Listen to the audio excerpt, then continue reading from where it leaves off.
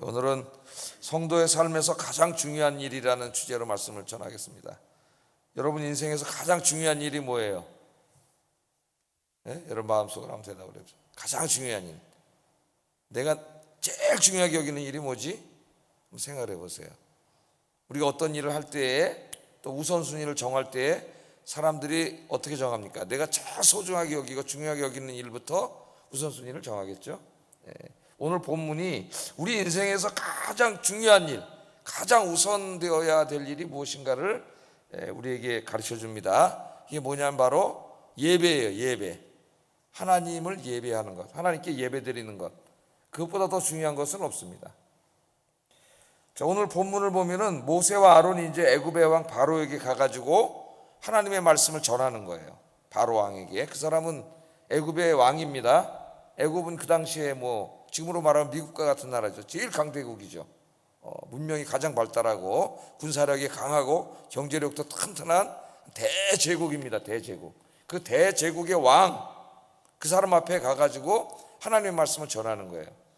근데 그 애굽의 왕은 태양신의 아들이에요. 태양신의 아들. 애굽은 이제 다실론 사회지만은 그 많은 신들 중에서 최고의 신이, 주된 신이 누구냐면 라라고 하는 신인데, 그 라가 태양신이에요. 그 애굽의 바로는 누구냐? 태양신의 아들이에요. 신의 아들. 비슷하잖아요. 우리 신약 시대에 보면 하나님의 아들 예수님. 로마 황제도 자기가 누구라 그래? 신의 아들이라 그러잖아요. 자기가 신이라고. 그래서 나중에 자기를 예배하라고 그렇게 얘기하죠. 그래서 자기를 예배하지 않는 기독교인들을 무자비하게 박해합니다. 이제 그게 계시록에 나오는데, 자, 이 사람 앞에 가서 하나님의 말씀을 전하는 거예요. 하나님이 이렇게 하라고 하셨습니다. 하나님의 이름은 여호와죠. 야훼 하나님이 이렇게 하라고 하셨습니다. 그러니까 오늘 말씀 보면은 바로가 이걸 듣고 기가 막혔습니다. 내가 태양신, 우리가 믿는 최고의 신이 태양신이고 우리나라에도 엄청나게 많은 신들이 있고 나는 그 태양신의 아들이야. 그 누구도 나에게 명령할 수 없어요. 명령은 자기가 내리는 거예요. 그런데 한번 듣도 보도 못한 신의 이름을 대면서 야훼라고 하는 이름, 오늘 성경 히브리인의 하나님 야훼께서, 야, 야훼가 누구냐? 야훼가 도대체 누군데? 내 처음 들어보는 이름인데 나에게 명령을 하느냐고 그러잖아요. 하나님의 이름을 그렇게 조롱하고 모욕했다가 나중에 이제 큰 일을 당하게 되죠. 하나님의 심판을 당하게 되는데요. 자, 하나님의 말씀을 전하는데 하나님의 말씀 오늘 보면 두 가지예요. 하나님께서 바로에게 명령한 게 두 가지입니다. 첫째는 내 백성을 내보내라는 거예요. 내 백성을 내보내라. 그 다음 두 번째는 내 백성으로 나를 예배하게 하라. 이 두 가지예요.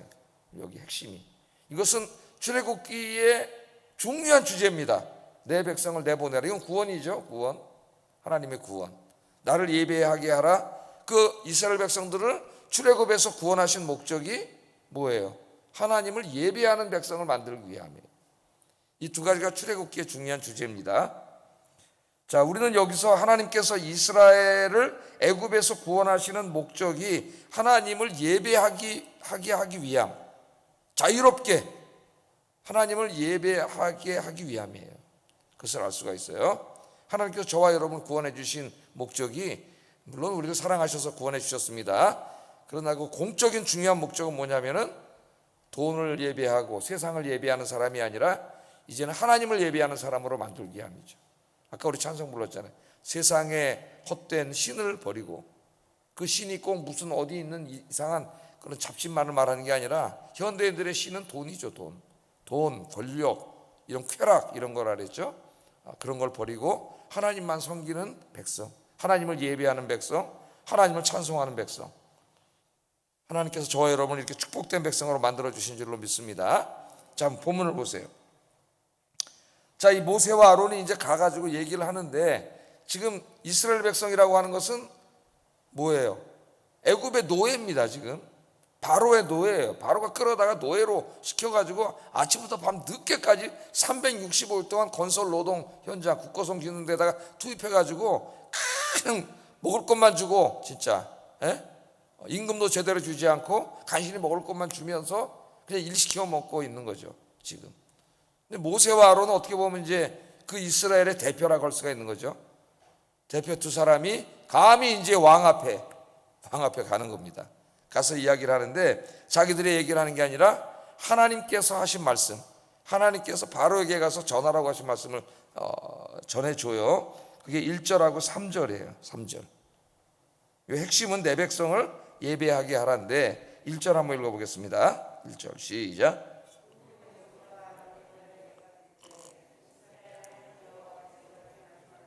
내 백성을 보내라. 그러면 그들이 광야에서 내 앞에 절기를 지킬 것이니라. 내 백성을 내보내라.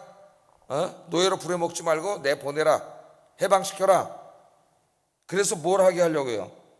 내 앞에 광야에 나가면 저들이 광야에서 내 앞에 절기를 지키게 할 거다. 그 말을 하고 3절에 또 이렇게 말하죠. 바로가 이제 거절하니까 3절에 읽어보면 시작.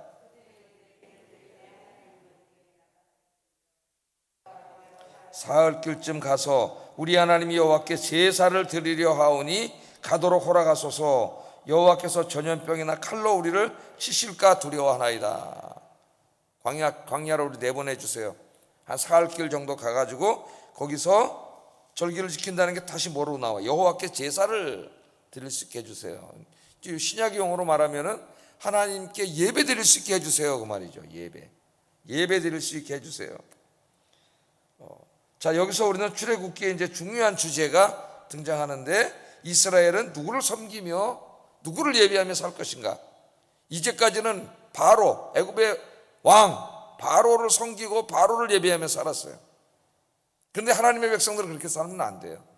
출애굽기를 통해서 강력한 우리에게 도전을 하십니다. 이스라엘은 택하신 백성들은 하나님만을 예배하며 살아야 된다. 그것을 가르쳐 줍니다. 자, 지금 이스라엘이 애굽에서 강제 노역에 시달리고 있어요. 안식일 날도 쉬지 못하고 아침 일찍부터 밤 늦게까지 중노동에 계속 시달리고 있습니다. 그러니까 지금 너무 힘들어요. 이스라엘 백성들이. 일단 뭐가 힘들어요? 사람이 너무 그냥 어떤 그 자유도 없이 노예가 돼가지고 하루 종일 일만 한다고 하면 생각을 해보세요. 얼마나 힘들겠어요, 여러분. 그러니까 너무 힘드니까 육체적으로 인생이 너무 힘드니까 하나님께 부르짖은 거예요. 이 사람들은 너무 힘듭니다. 하나님. 그러니까 이때까지 그냥 살다가 너무 힘드니까 이제 하나님을 찾은 거죠. 여기 이제 우리 인간의 모습이 잘 드러나요. 출애굽기 2장 23절 우리가 이미 공부했는데 한번 읽어보겠습니다. 시작. 탄식하며 부르짖으니 그 고된 노동으로 말미암아 부르짖는 소리가 하나님께 상달된지라. 뭐 예배를 못 드려서 하나님께 부르짖은 게 아닙니다. 이 사람들은 그냥 너무 힘드니까 살려달라고 하나님께 부르짖었는데 그 기도가 하나님께 상달됐다 그랬어요. 그 상달된 의미에 대해서 공부를 했죠. 기억나시죠? 요한계시록 말씀과 같이 우리가 기도하면 그 기도가 그냥 없어지는 게 아니라 천사들이 그 기도를 받아서 향단에 향과 함께 담아서 하나님이 계신 곳에 이렇게 제단을 통해서 올려지는 모습을 우리가 요한계시록에서 봤어요. 기도할 때 그 그림을 상상하면서 기도하라 그랬죠. 상달이 됐다 그렇게 말합니다. 하나님이 기도를 들으시고 그들이 고통당하는 것을 보셨어요. 그런데 하나님은 그들이 육체적으로 고통당하는 것도 안타깝게 여기셨지만 하나님이 더 안타깝게 여기는 게 있어요. 그게 뭐냐면 그들이 지금 예배를 못 드리고 있는 거죠. 예배를. 우리도 코로나 때문에 이제 뭐 다른 형태의 예배를 잠깐씩 드린 적이 있었는데 굉장히 우리 마음이 아프고 또 교회 오지 못하는 분들 중에 상당히 답답함을 느끼고 그런 것들을 조금이나마 체험을 했습니다. 우리가 체험을 했어요. 그래서 아마 지금 고통당하는 사람들, 신앙의 자유가 없는 저 북한과 같은 곳에 있는 성도들의 그 아픔을, 고통을, 답답함을 우리가 조금이라도 우리가 좀 체험을 해봤죠.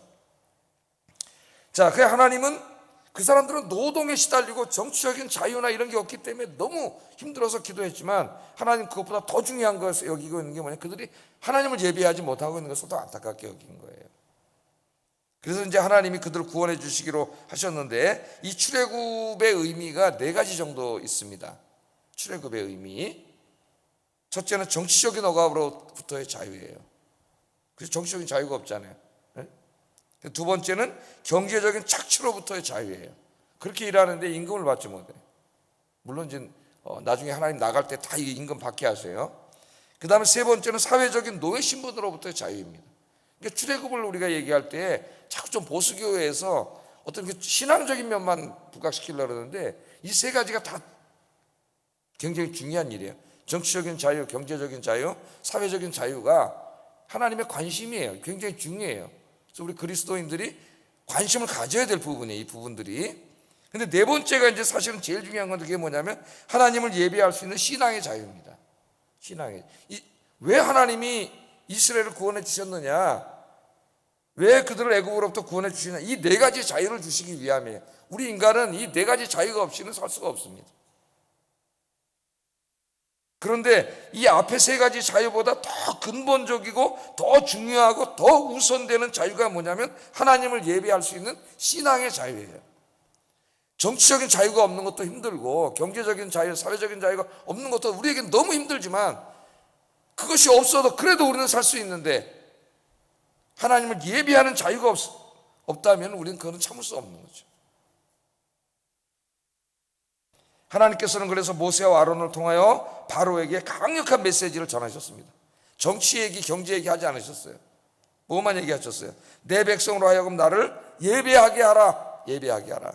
하나님 그렇게 말씀하고 있습니다. 자, 애굽 왕 바로의 가장 큰 죄는 이 사람들을 노예로 부려먹고 학대하고 이런 것도 굉장히 큰 죄지만은 더 큰 죄는 뭐예요? 하나님의 백성들의 예배를 방해하는 자예요. 예배를. 우리 코로나를 3년 동안 겪으면서 이 정부가 교회 예배에 대해서 너무 지나치게 함부로 막 행동하고 행했던 것을 우리가 기억하고 있습니다. 그래서 옛날에는 지난번 정부를 지지했던 그런 그 분들이 많이 완전히 다 돌아섰어요. 교회에 대해서 너무 이 정부가 함부로 한다 이래가지고 상당히 내 얘기를 들어보니까는 많이 돌아섰더라고요. 우리가 그런 걸 봤죠. 우리가 이제 앞으로 더 기도를 해야 되는데 위정자들을 위해서 그런 일이 올 수도 있다는 걸 우리에게 하나님 미리 보여 주셨습니다. 그래서 하나님께서 기도하라 그랬죠. 위정자들, 왕들, 권력을 잡은 자들을 위해서 기도하라 그랬어요. 디모데전서 2장에 기도하는 목적이 뭐죠? 우리가 평안한 가운데 하나님을 섬길 수 있도록이에요. 하나님을 예배할 수 있도록. 좀 이따 살펴보겠지만 편안한 가운데 지금 하나님을 예배하지 못하는 사람들이 한 2억 명 정도 됩니다. 전 세계 박해받는 그리스도인들이.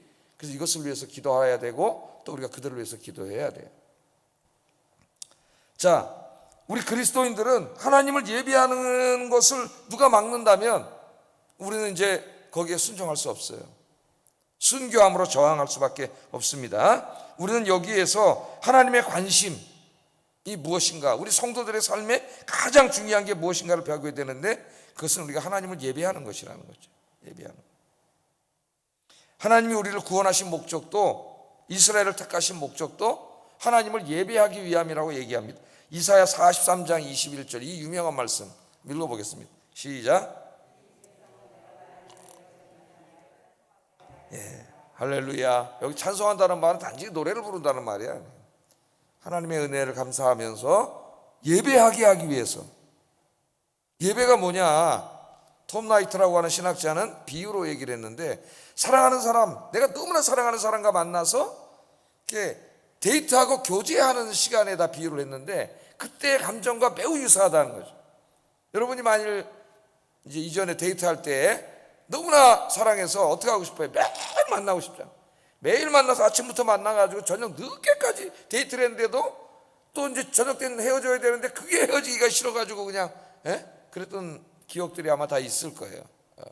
그러니까 너무나 사랑하는 하나님을 만나서 그 하나님과 데이트하는 시간이에요. 예배 시간이. 예배 시간은 1시간인데 1시간 데이트하는데 너무나 사랑하는 사람하고 만나서 1시간 데이트하는데 자꾸 시계 들여다보고 있고 또 이게 졸고 있고 또 다른 데 한눈 팔고 쳐다보고 있고 이러면 어떻게 돼요? 그 관계가 깨지겠죠. 너무나 사랑하는 하나님 만나서 예배드리는 시간이 얼마나 가슴 설레는 시간이며 얼마나 행복한 시간이며 그 시간에 얼마나 집중이 되겠어요. 금방 지나가지 시간도. 여러분들의 예배가 이렇게 되기를 주의 이름으로 축복합니다. 세상에 한눈 팔면 1시간이 너무 지루한 시간이 돼. 너무나 사랑하는 하나님이 아니기 때문에 자꾸 한눈 팔게 되고 시계 자꾸 들여다보게 되고 졸게 되고 이렇게 되는 거예요. 이 백성은 내가 나를 위하여 지었나니 나를 찬송하게 하려 함이라. 잊지 마시기 바랍니다. 여기에 가장 모범적인 사람 중에 하나가 이제 다윗은 예배하는 사람, 기도하는 사람이잖아요. 그 유명한 말씀이 시편 84편 10절 11절 한번 우리 읽어보겠습니다. 여러분들 이렇게 되도록 기도하세요. 시작. 다른 곳에서의 첫날보다 나은즉 악인의 장막에 사는 것보다 내 하나님의 성전 문지기로 있는 것이 좋사오니 여호와 하나님은 해요 방패이시라. 여호와께서 은혜와 영화를 주시며 정직하게 행하는 자에게 좋은 것을 아끼지 아니하실 것임이니이다. 아멘.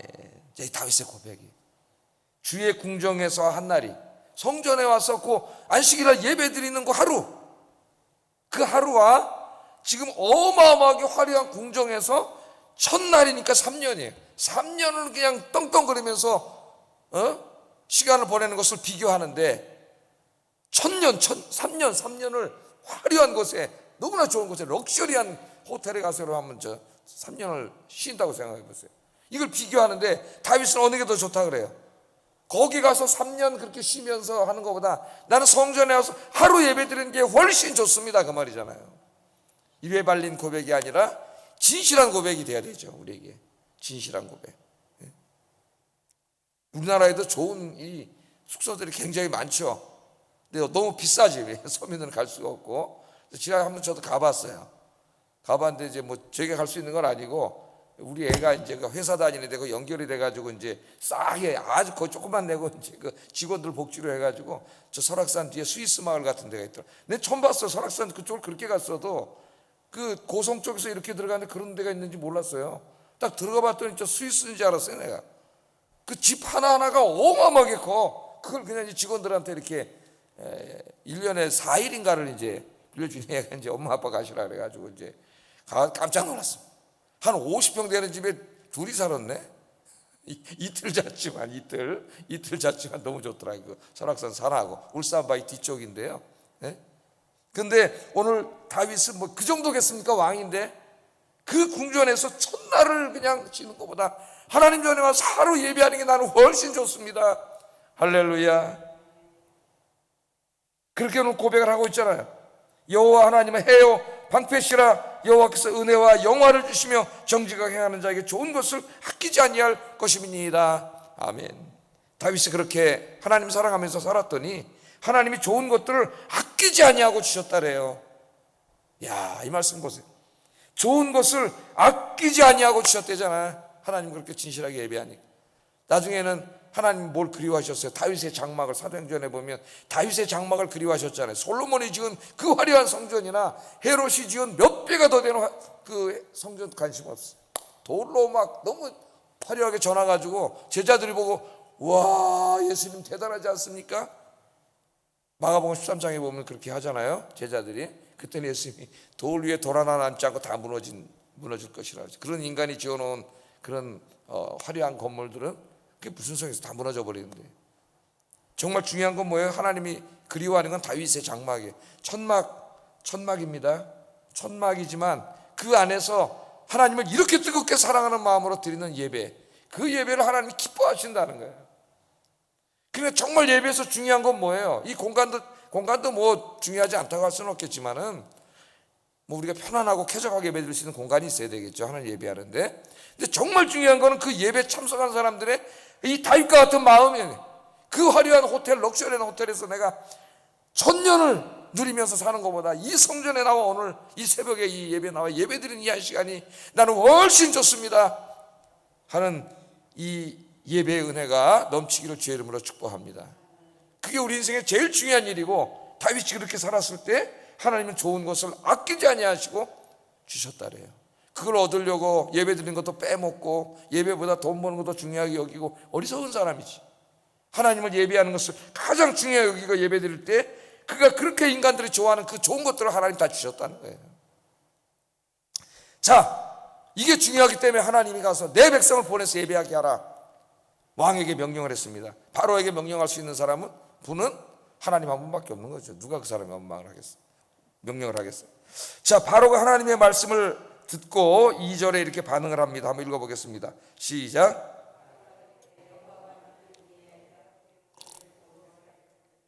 나는 여호와를 알지 못하는 이스라엘을 보내지 아니하리라. 아니 야훼 듣도 보지 못하던 내가 처음 들어보는 신인데 그런 신도 있냐? 니네 신이냐? 나는 태양신, 최고의 신, 태양신 나의 아들, 내가 바로 태양신인데 어디 나와서 야훼가 뭔데 나한테 명령을 해? 난 야훼를 몰라? 거절을 하는 거죠. 자, 오늘 뭐 자세한 것보다는 간단하게 적용하겠습니다. 하나님의 백성들이 하나님을 예배하려고 할 때 방해한다는 거예요. 방해하는 세력이 있다는 거예요. 어둠의 권세자인 사탄입니다. 지금 이 시기에는, 이 시대에는 누구를 통해서, 사탄이 누구를 도구로 쓴 거예요? 애굽의 왕, 권력자, 엄청나게 힘을 가진 자를 통해서 예배를 방해하는 거죠. 매일 고된 노역에 시달리게 하고 안식일도 예배들을 쉬어야 되는데 계속 일을 시킴으로써 예배를 방해하는 거죠. 하나님을 예배하지 못하게, 오직 나를 예배하고 나에게 충성을 바쳐라, 그거 아닙니까? 이 바로가 그렇게 해서 이 사탄은 지금 이 시기, 그때나 지금이나 수단과 방법을 가리지 않고 성도들이 하나님을 예배하는 것을 방해한다는 거예요. 신약 시대에는 누구를 통해서 했어요? 로마의 황제, 똑같잖아요. 권력자, 로마의 황제 권력자를 장악해가지고 메커니즘이 똑같습니다. 성도들 예배하는 걸 방해해. 로마 황제도 뭐라 그랬어요? 자기가 신의 아들이. 로마의 만신전에 가면은 수만 개의 신이 있어요. 로마는 그 신들과의 밀접하게 연관된 사회입니다. 그 신들을 조롱하고 믿지 않으면 무신론자라 그래가지고 로마 사회에 살 수가 없어요. 그러니까 기독교인들이 박해를 받을 수밖에 없어요. 그런데 그 만신전에는 모든 신들 중에 가장 뛰어난 신이 누구냐면 나중에는 이게 로마 황제가 돼요. 동전에다가도 자기 그 상을 새겨놓고 신으로 섬기게 합니다. 그래서 이제 로마의 황제 숭배가 생긴 거고, 그 지역에 있는 그 속주에 있는 왕들이 로마 황제에게 잘 보이기 위해서 어떻게 했어요? 앞다투어서 로마 황제를 섬기는 신전을 만들어 놓고 거기서 강제로 예배시키도록 한 게 이제 요한계시록에 나오는 얘기들이에요. 강제로 충성을 바쳐 잘 보이려고. 그 다음에 그 황제를 숭배하는데 다른 사람들은 아무 문제가 되지 않아요. 왜? 다실론 사회이기 때문에 이미 신이 수만 개가 있어. 그 중에 뭐 하나 더 한다고 뭐 문제가 되지 않는데, 여기에 큰 문제가 되는 사람은 그리스도인들이에요. 그리스도인들은 오직 한 분 하나님만을 예배하는 사람들. 다른 신은 없잖아요. 다 사탄이 장난이에요. 그리스도인들이 황제 숭배를 거절해서 엄청나게 박해를 받죠.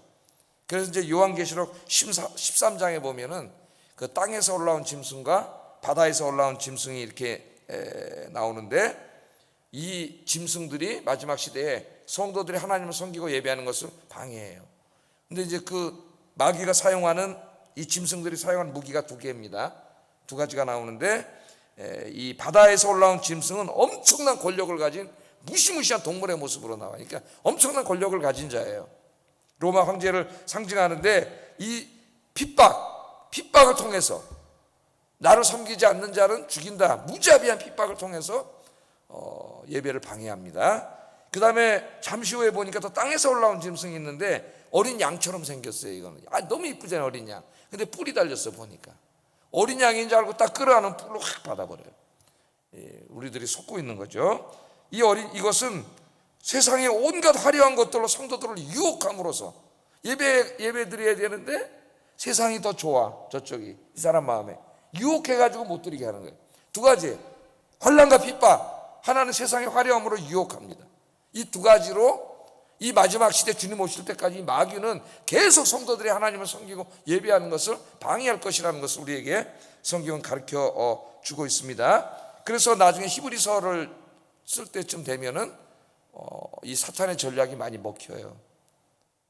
어떤 사람은 믿음이 약해서 환난과 핍박 때문에 예배를 중단하게 되고, 어떤 사람 세상의 돈벌이, 세상의 이 쾌락을 즐기는 것 때문에 미혹이 돼서 예배를 중단하게 돼요.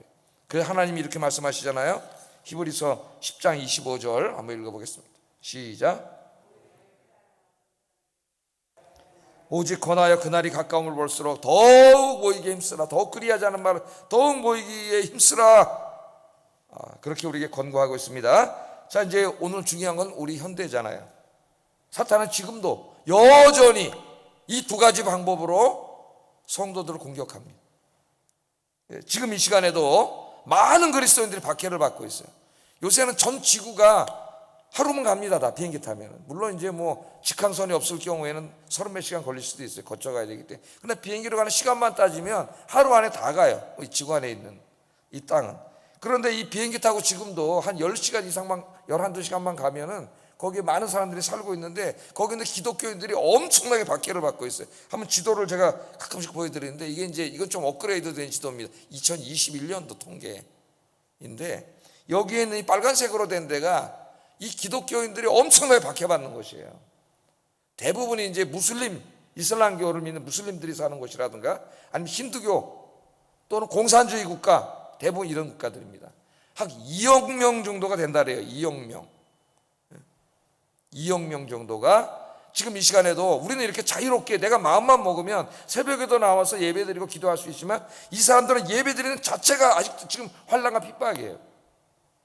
그런데 그 중에서 제일 기독교를 박해하는 곳이 우리나라 사람들이라는 거예요. 북한입니다. 북한이요. 세계 20년 동안 1위예요. 계속 1위. 최고의 기독교 박해국. 그게 북한이에요. 그런데 정신 나간 사람들이 지금 북한을 지지하는 사람들이 있어요. 이 땅에. 뭐 기독교인이라 하면서도 최고의 박해국가. 신앙의 자유를 위해서 지금도 그들이 눈물을 뿌려 기도하고 있는데 저도 기도합니다. 새벽에 이들을 위해서. 여러분들도 기도 중에 이분들의 중보 기도가 있어야 돼요. 우리 금요일 날도 이제 기도를 하는데 디모데 전서 2장처럼 이들을 불쌍히 여기시고 속히 하나님 이들에게 정치적인 자유, 신앙의 자유를 주셔서 평안한 가운데 우리처럼 하나님을 예배하고 선교할 수 있게 해주세요. 우리 중보 기도를 해야 됩니다.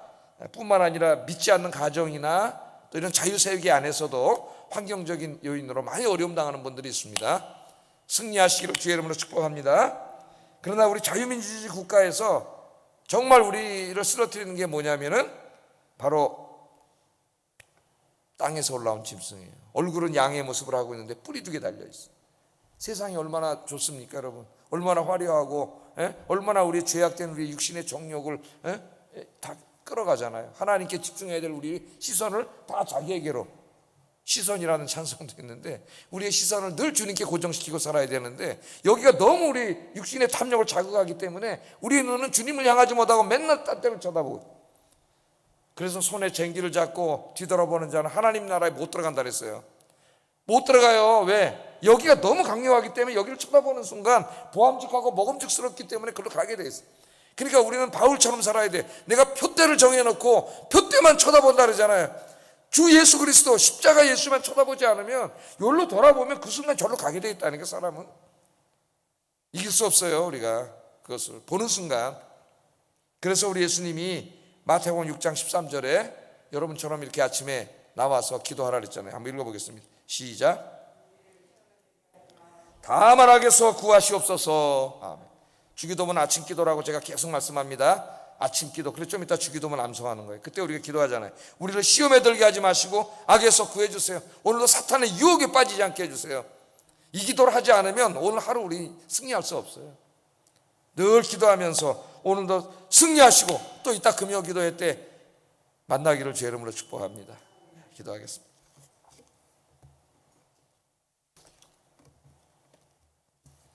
두 가지 기도합니다. 나의 인생에서 가장 중요한 일이 하나님을 예배하는 것이라는 것을 항상 자각하며 살게 해주세요. 순간순간 생각하세요. 예배 드리러 가야지. 오늘 예배가 있는데 왜? 제일 중요한 일이잖아요. 하나님 제일 기뻐하시는 일. 두 번째, 어떤 환난과 핍박 가운데서도 어떤 세상의 유혹 가운데서도 하나님을 예배하는 참 예배자가 되게 해주세요. 기도하겠습니다.